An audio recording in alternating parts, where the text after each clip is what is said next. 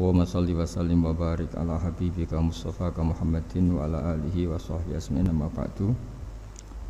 Yang sangat saya hormati Bapak Peri Warjio dan anggota Dewan Gubernur. Di samping kanan saya juga saya hormati Bapak Andri Prasmuko dan juga Bapak Duyanto dan semua anggota Dewan BI yang saya hormati. Terkait kajian akhlak atau nasihat-nasihat tentang akhlak secara bahasa atau secara linguistik dari segi kosakata, akhlak itu kata jamak. Jadi kalau orang baik secara fisik, orang Arab bilang kholqon, secara fisik. Kalau secara moral, orang Arab bilang khuluq atau akhlak. Lalu urgensinya dengan kita sebagai bangsa, sebagai umat Islam atau sebagai manusia, itu beberapa nabi, di antara pujian Allah kepada para nabi adalah karena kebaikan akhlaknya. Lalu kebaikan akhlak ini punya urgensi dalam agama jika akhlak itu benar secara hukum, secara halal haram. Ini yang jarang orang mengingatkan. Jadi misalnya begini, senyum itu sunat itu ya, baik gitu. Oke, kita sepakat senyum itu sunat. Tapi para penipu itu juga senyum. Karena kalau tidak senyum itu tidak bisa nipu gitu. Mungkin wanita nakal ya juga senyum. Orang-orang bisnis yang bodong biasanya cara ngerayu juga pakai senyum. Maka senyum ini berstatus nilai ibadah setelah kepastian target itu halal atau dalam konteks sesuatu yang disahkan agama. Sekali ndak, maka yang menjadi tidak halal. Ya, tadi senyumnya orang yang mau nipu, senyumnya lembaga-lembaga atau apa yang bodong atau apa sajalah.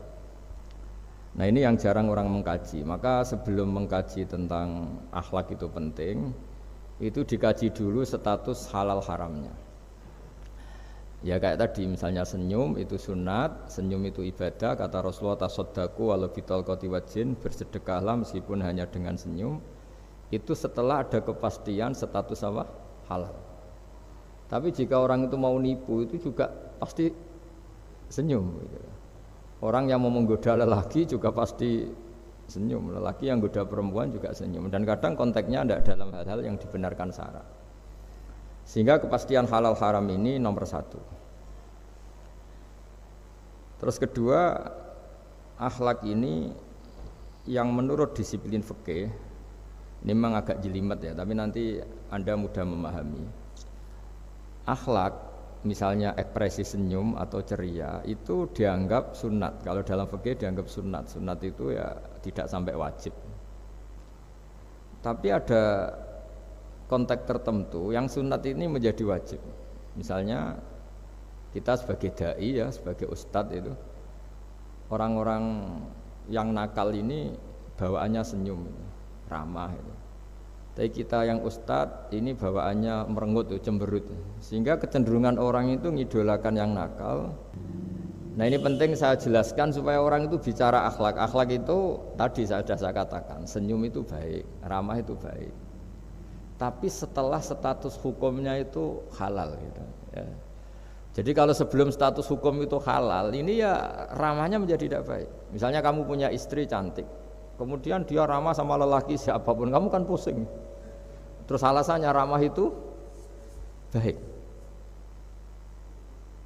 Makanya di Quran diingatkan fala takhdu'na bil qawli fayatma'alladzi fi qalbihi marad.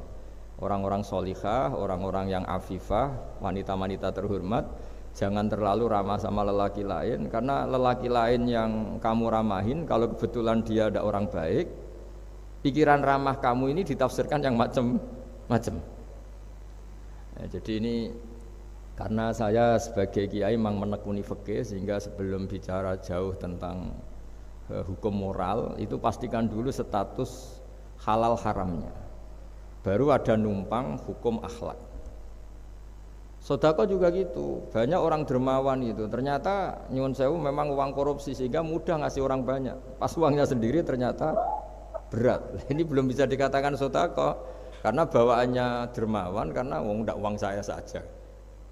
Jadi kepastian hukum ini harus ada dulu.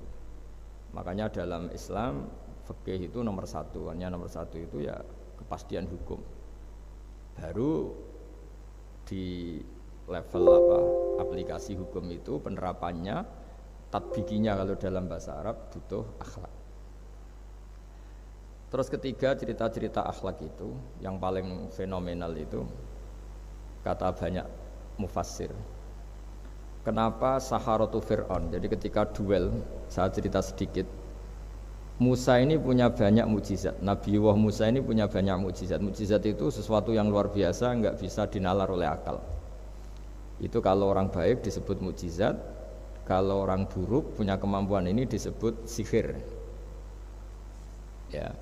Tapi sama-sama punya kekuatan yang dahsyat. Sehingga ketika Nabi Musa punya kekuatan yang dahsyat ini yang disebut mukjizat, Fir'aun cara berpikir yang bisa mengalahkan ini hanya sihir. Dipanggillah ahli sihir yang profesional, yang top lah.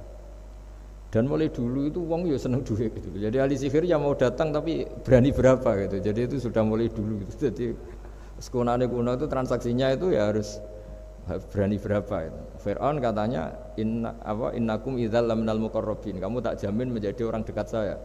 Jadi mulai dulu kalau dukung itu ya harus dapat jatah gitu. Jadi jatah orang dekat. Entah dulu itu apa menteri atau apa tidak tahu, tapi mulai dulu ya sudah gitu. Kata Fir'aun oke. Akhirnya pertarungan itu mau dimulai. Lah uniknya ketika mau dimulai itu Saharoh ini ahli sihir yang bawaan Fir'aun tadi, sewaan nih tadi, bayaran. Itu di luar dugaan Mas Andri itu malah sopan sama Nabi Musa. Ditonton orang banyak padahal. Ditonton orang banyak karena Fir'aun tuh ingin Nabi Musa itu kalah. Musa kalau dia manggil. Tapi di luar dugaan itu para ahli sihir itu entah saking haibahnya, wibawanya Nabi Musa itu jenengan dulu apa saya dulu? Monggo jenengan dulu apa saya dulu? Imma antulqiyah wa imma annahnul mulkin. Monggo jenengan dulu atau kita dulu. Jadi harusnya secara teori tarung itu semakin menteror atau ada gebrakan yang mengagetkan ini kan lebih mudah mengalahkan Musa. Tapi enggak, malah Musa ditanya, wahai Musa, imma antulqiyah wa imma annahnul mulkin. Monggo jenengan dulu atau kita dulu. Nabi Musa juga membalas yang sopan.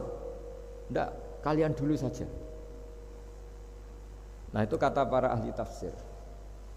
Barokahnya akhlak yang dilakukan Saharatu Fir'aun ini, al-qawwa fi qulubihim al-iman. Allah saat itu juga memberi iman. Jadi barokahnya sopan sama Nabi siapa?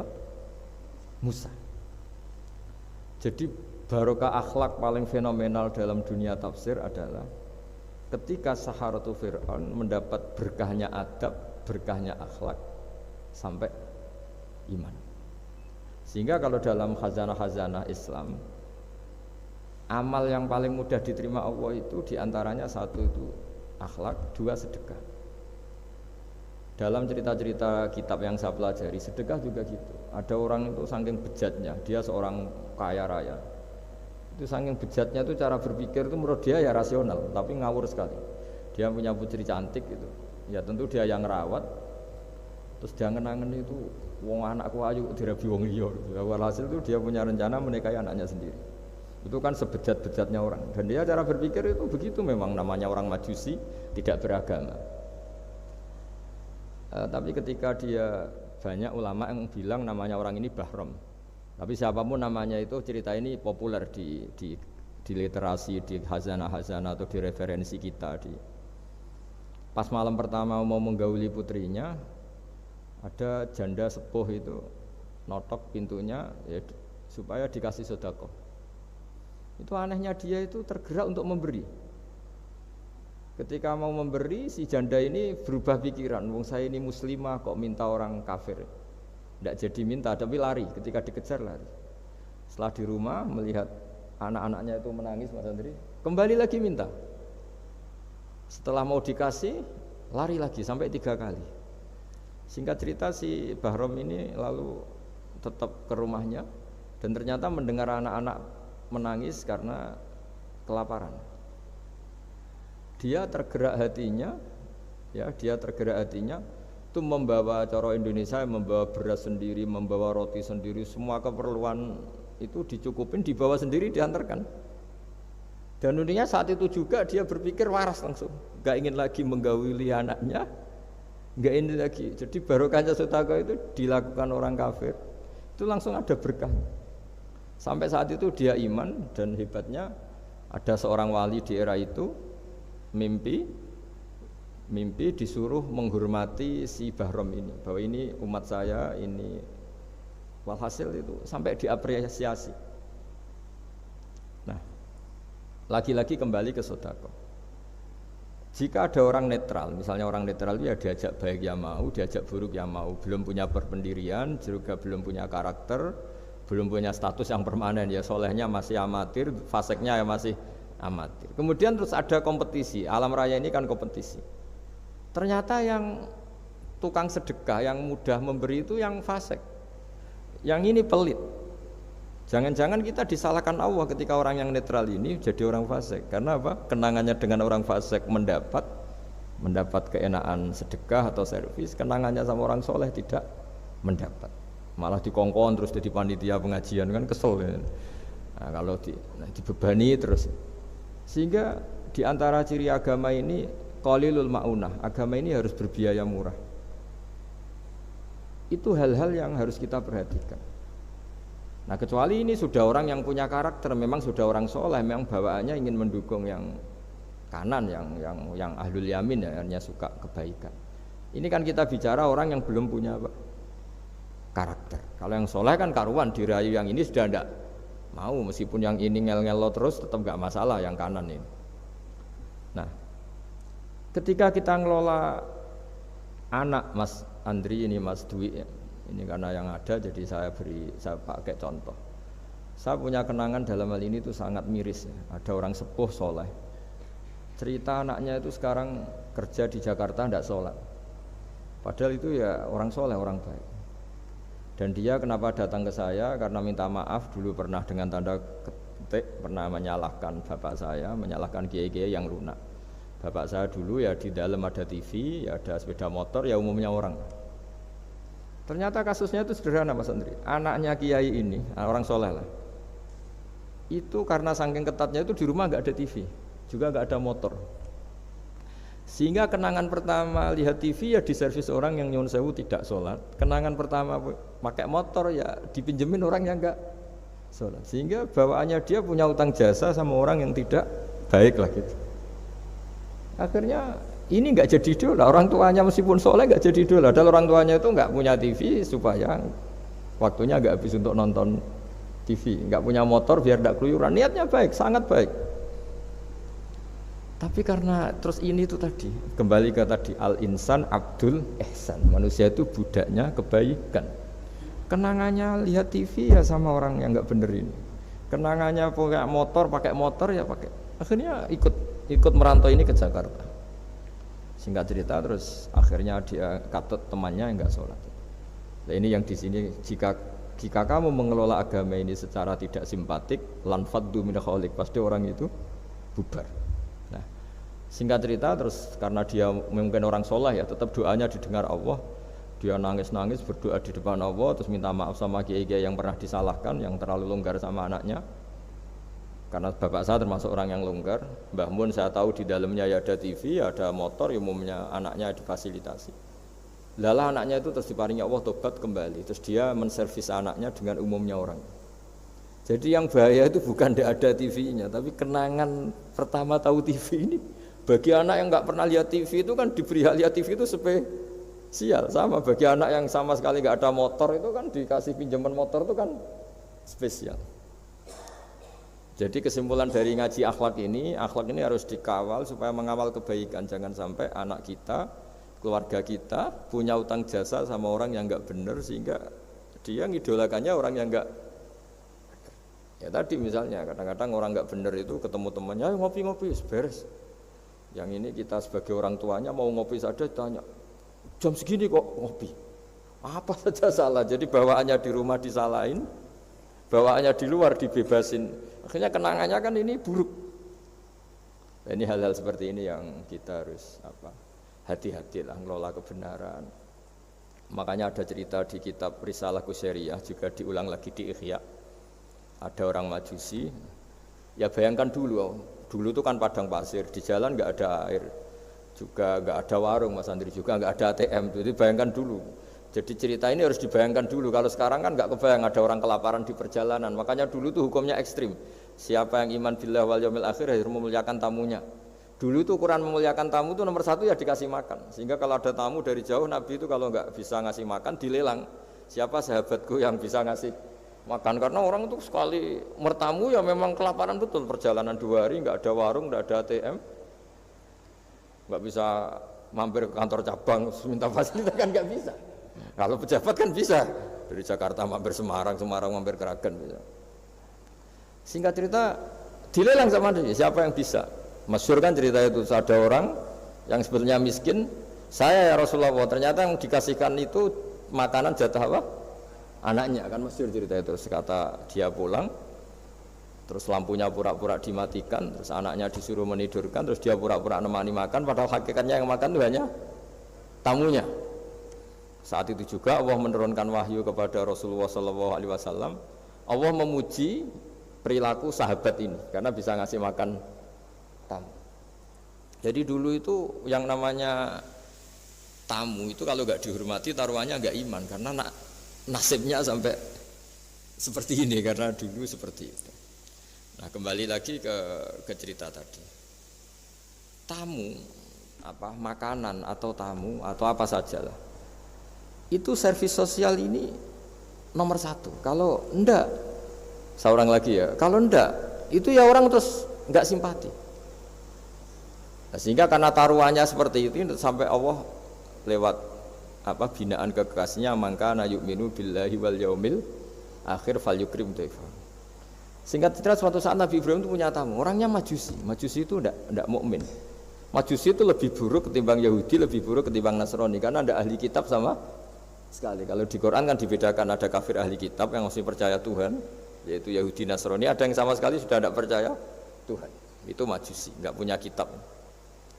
Orang Majusi datang ke Nabi Ibrahim karena beliau terkenal Abu Duyuf, bapak dari segala tamu. Beliau itu enggak mau makan kecuali bareng tamu, bareng anak yatim, saking solehnya Nabi Ibrahim. Saya ulang lagi, bayangkan dulu, memang makan itu luar biasa. Sekarang kan biasa karena tamu sudah makan dulu di warung, nginepnya di hotel, malah kadang disuguhi udah mati makan karena enggak selera, ribet malah tamu sekarang. Malah komplain bila perlu, sudah ribet. Nabi Ibrahim itu ketika orang itu kelaparan, ya Ibrahim karena dia enggak mukmin ya manggilnya jangkar. Tolong hari ini saya kasih makan. Enggak, hatta tu'mina, sehingga kamu iman. Singkat cerita, orang ini frustasi karena ini tokoh ya. Nabi Ibrahim itu tokoh besar muslim ya tentu. Akhirnya dia putus asa. Putus asa terus sudah walla itu sudah balik kanan, sudah ngelunyur saja meninggalkan Ibrahim karena sudah putus asa lah. Saya Majusi, dia Nabi, dia tokoh Islam, pasti tidak ngasih makan. Apa yang terjadi? Saat itu juga Allah, karena beliau Nabi, bisa komunikasi dengan Allah, dapat wahyu. Lihat orang itu umur berapa? 70 kira-kira gitu atau 60. Kata Allah, orang itu baru ini loh kelaparan katanya. Dan baru ini juga minta kamu kan? Iya. Dan kemarin-kemarin tidak pernah kelaparan ya, baru ini ya. Terus kata Allah, saya yang Tuhan saja ngasih makan dia padahal tidak iman sama saya. 60 tahun. Kamu diminta untuk 1 hari saja kok mensyaratkan apa? Iman. Udah panggil saja supaya makan di kamu. Salah hasil dipanggil akhirnya sama Nabi Ibrahim, dikejar. Udah, ayo makan ke saya gitu. Ya gimana? Udah, tidak usah syarat iman, pokoknya makan saja guys. Nah, sudah si makan sama Nabi Ibrahim di servis, tanya orang itu, kok kamu mendadak baik tadi sinis gitu. Itu ya, ditegur Allah, saya salah katanya. Loh, Allah yang Tuhan itu, menurut kamu Tuhan itu betul negur kamu? Iya. Dia nangis-nangisnya. Ternyata Tuhanmu itu Tuhan betul ya. Saya Majusi aja diperhatikan kata. Bahkan menyalahkan kekasihnya kamu katanya. Udah saya mau iman saja katanya gitu kan. Itu ya barokahnya servis tadi. Nah sekarang misalnya kita bertarung di dunia yang bebas ini. Misalnya nyuwun sewu, yang ngasih makan ini nyuwun sewu orang tidak baik, yang orang baik tidak ngasih. Pasti utang jasanya orang ini sama yang enggak baik. Karena kenanya sama orang baik itu udah baik. Nah ini yang dimaksud walaupun tafadzun khalidul qalbi lan faddu min khalid. Kalau orang mengelola Islam dengan cara yang kurang baik, maka akan melahirkan orang lari. Ya, karena tadi al insan abdul es. Jadi cerita yang ringan-ringan di sekeliling kita juga seperti itu. Bapak-bapak itu ngopi di rumah itu ya rasanya kopi sama. Itu gara-gara tidak nyaman ya cara bojo nek semarah kan gitu cara nyugoi. Di warung senyum. Dia sudah akhirnya milih di warung. Karena di warung dapat senyum, di rumah dapat ya sudah. Jadi semua proses sosial itu seperti itu. Nah mau saya di sini bayangkan itu anak kita gitu. Kenangannya dengan kita, dengan bapaknya, dengan ibunya ini kurang baik. Kenangannya di luar baik. Sehingga anak kita cenderung tidak ngidolakan kita, meninggalkan kita. Jadi menurut saya belajar akhlak paling pokok adalah kaitannya dengan kepentingan anak-anak kita. Saya bukan niat sombong ya, saya itu alhamdulillah sampai sekarang itu masih sering mandikan anak saya, jalan-jalan sama anak saya. Hak-haknya, bahkan saya ini punya ajaran yang agak unik. Tapi istri saya sudah menerima dulu ya sempat janggal-janggal itu iskal, sekarang sudah menerima. Saya punya anak yang biasa ikut adik saya, adik Fuad itu masih kelas 2 SD. Mulai kelas 1 SD, mulai kelas 2 saya bilang, kalau kamu ingin jajan, bapak pas tidur bangunkan. Padahal anak saya itu punya santri, punya banyak yang bantu lah. Dulu istri saya protes, itu kan melatih anak nggak sopan karena bangunkan orang tua.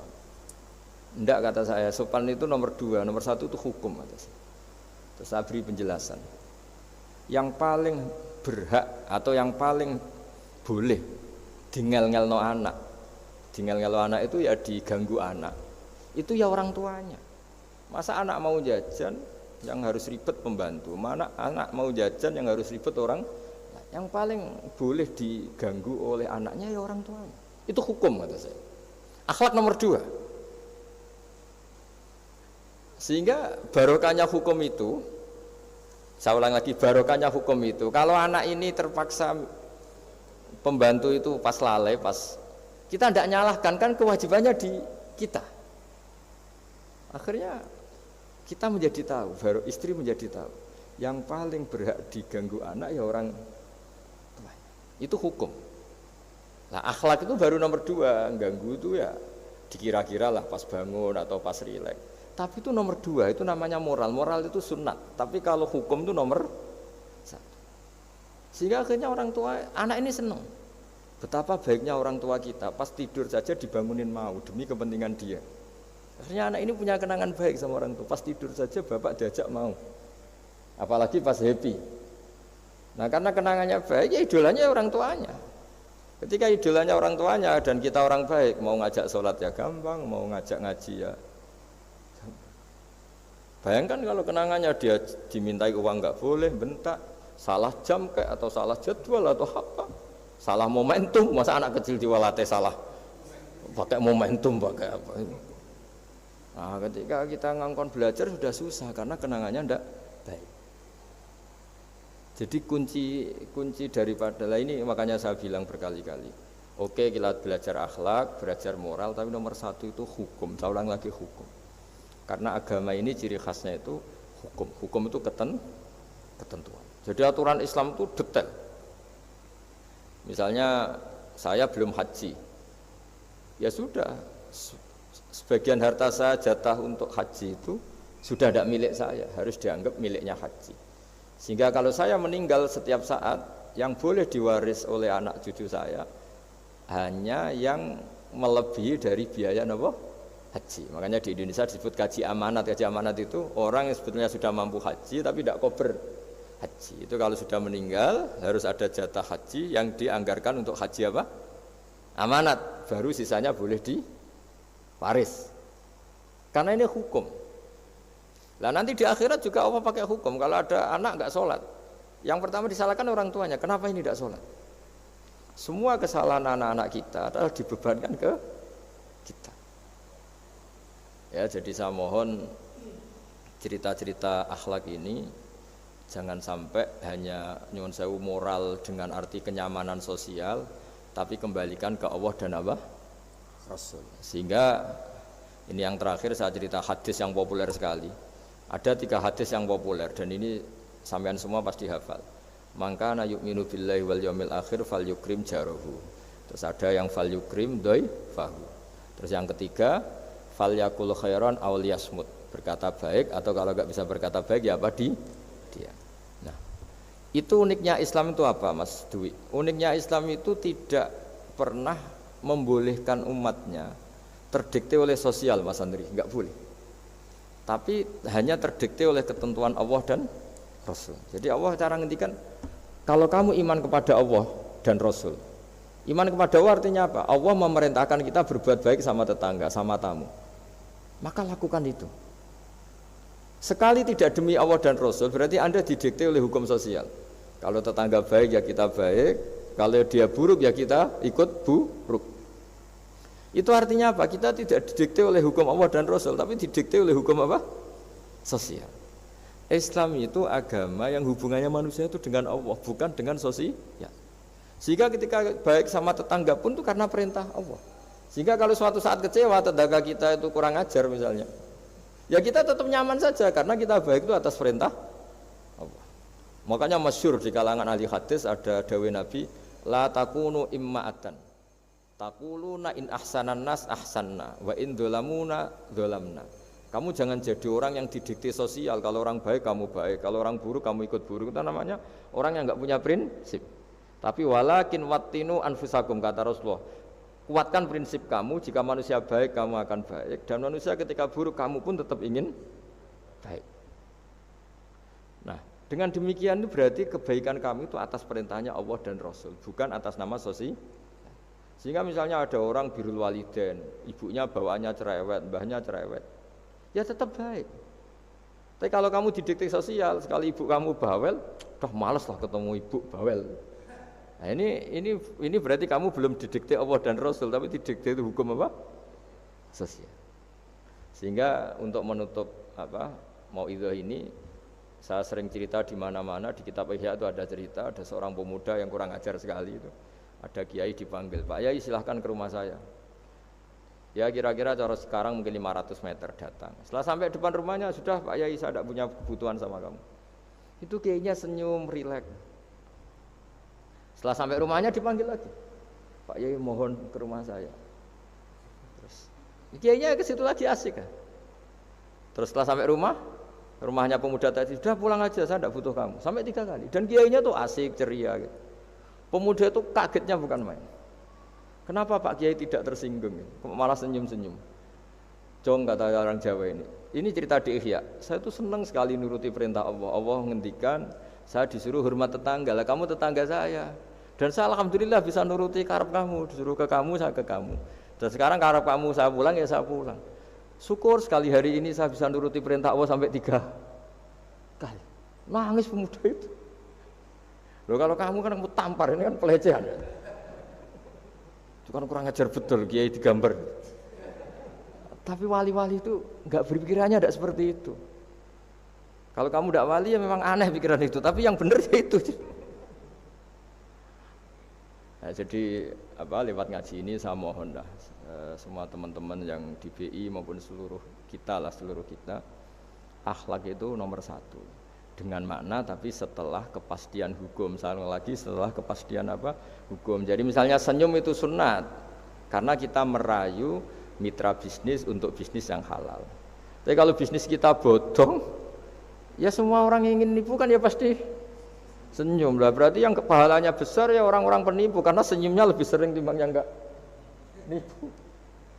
Jadi artinya akhlak itu menemukan momentum sebagai ibadah setelah ada kepastian hukum halalnya. Tapi kalau nggak ada kepastian hukum halalnya, ya ini senyum itu dievaluasi tadi. Misalnya orang ngerayu juga harus senyum, orang nipu juga harus senyum. Ini yang mungkin banyak diabaikan. Saya kira demikian dan mohon maaf karena sebetulnya kalau andekan tadi jalannya normal mungkin saya agak terlambat, itu kan banyak lubang-lubang karena apa? Itu biasanya kan karena hujan itu. Tapi ya saya suka tetap terlambat biar keren pernah nunggu kiai. Jadi kalau dalam teori agama itu sama kok. Sholat, Nabi itu pernah sholat isya itu setengah tiga dini hari. Sahabat biasanya kan beliau suka awal waktu. Terus ketika sahabat tanya kata Nabi, malam ini spesial karena kamu lama sekali nunggu apa? Sholat. Enggak semua orang loh, malam ini bisa menunggu apa? Sholat. Jadi artinya apa bawaannya itu nunggu kebaikan. Jadi di antara trik atau resep husnul khotimah, ya ini sebagai penutup ngaji, resep husnul khotimah itu innallaha ta'ala yubahi malaikatahu, Allah membanggakan kita, yubahi bikum malaikatahu, Allah bangga dengan kita. Di antaranya apa Mas Andri? Umatnya Rasulullah SAW itu kalau habis subuh ditanya, ngapain kamu hidup nunggu sholat duhur? Ngapain kamu hidup setelah sholat duhur nunggu sholat asar? Sehingga kita ini menunaikan fardu yang diwajibkan Allah dan menunggu datangnya fardu yang lain. Jadi orientasi kita fahijratuhu ilallah wa rasulih. Tapi kalau kita orientasinya mapan, kenapa kamu hidup? Saya mau mati setelah mapan, saya mau mati setelah jabat. Ini kan berarti perjalanan kamu ilad dunya, orientasi kamu dunia. Faman kana hijratu ilad dunya aw imra'atin yankihuha fa hijratuhu ila ma hajara ilaih. Tapi kalau kamu niatnya, kenapa kamu berani hidup? Supaya bisa sholat, supaya bisa ibadah. Berarti perjalanan kamu hanya menuju Allah dan Rasul. Jadi sehingga di antara alamat husnul khotimah adalah orang setiap sudah melakukan satu kebaikan berani hidup karena berharap bisa melakukan kebaikan yang lain. Jadi dari satu kebaikan rutenya menuju kebaikan yang lain.